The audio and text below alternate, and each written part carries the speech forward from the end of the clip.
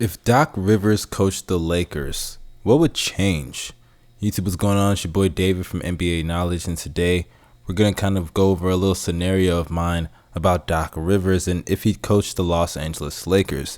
When you look at this Los Angeles Lakers team, it's clear that they run through LeBron James and Anthony Davis with surrounding role players that are at least supposed to fit the play styles of their respective superstars around them. You have players like KCP and Danny Green that are spot-up shooters.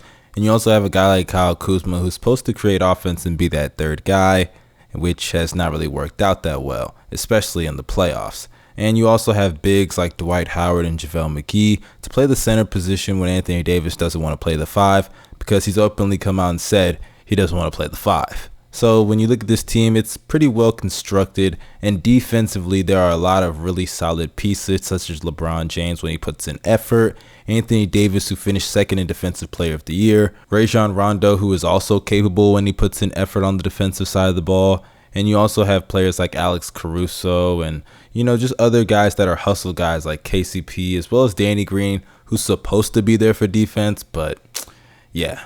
This year, the drop-off in his defense and offense has just been so dramatic, it's insane. But when you look at Frank Vogel, it's obvious he's instilled a defensive culture of rim protection and scrappy perimeter defense, even though the real players are pretty inconsistent on the defensive side of the ball, such as KCP and Danny Green, like I said earlier.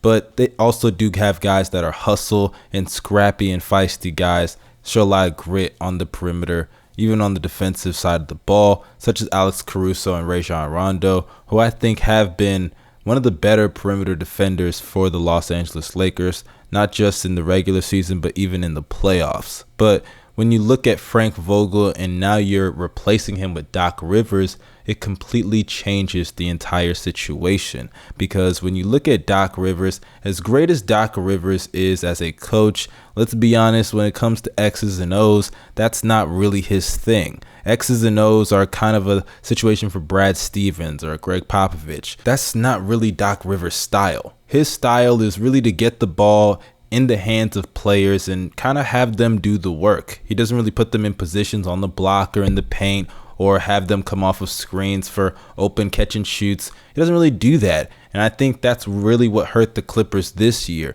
We saw it in Boston where Rondo would just stand at the top of the key and wait for Ray Allen or Paul Pierce to come off of a screen, or KG will back someone down in the paint, or Paul Pierce for ISO. I mean, those shots are not bad shots to get on a possession, but you can't just be relying on those few sets of plays to get you anywhere. We saw it even in his earlier days in LA with the Clippers with Chris Paul, Blake Griffin, and DeAndre Jordan during the Lob City era. You can't rely on high pick and rolls or pick and pops with Chris Paul and Blake Griffin, or just DeAndre Jordan waiting by the basket, waiting to catch a lob from CP3 or Blake or any other player. And then occasionally JJ Redick will do, a spot up here or there.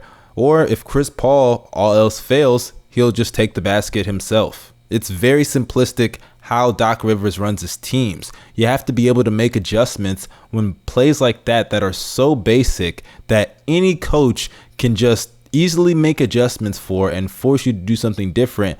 And Doc is just not willing to be able to respond well in those situations. We even saw it in his days in Orlando. T-Mac was a heavy isolation player, and sure, you could say that's his game and the talent around him wasn't great, but they were still up 3-1 against the Pistons, and they kept going through the well on T-Mac's isolation plays, and sure, it got them to be up 3-1, but it's kind of the reason why they blew that 3-1 lead in the first place. So as far as I'm concerned, Doc Rivers, he's a great coach, but if you had put him on the Los Angeles Lakers this year, man, it would be a completely different scenario for the Lakers because, like I said, LeBron's a drive and kick guy, so when those shooters are not making shots or AD's not doing well in the post, yeah, I wonder what adjustments Doc Rivers is going to make. And if I'm being real, I think they could have lost to the Denver Nuggets because I think Mike Malone can make the adjustments needed. I don't think they would have lost to the Blazers. The Blazers defense is too ass for the Lakers to lose. Even if they're playing their worst basketball, I don't think they would have lost to the Rockets.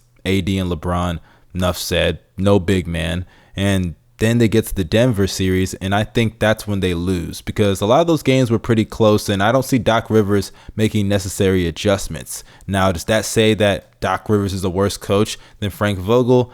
Not necessarily, but I mean, hey, it might mean that. But that wraps up this video. This is your boy David from NBA Knowledge. Y'all make sure you hit that like button and comment your opinions down below. And if you enjoyed this channel, make sure you hit that subscribe button and push the bell for post notifications. Y'all stay safe and have a great day. Do not forget to wear a mask.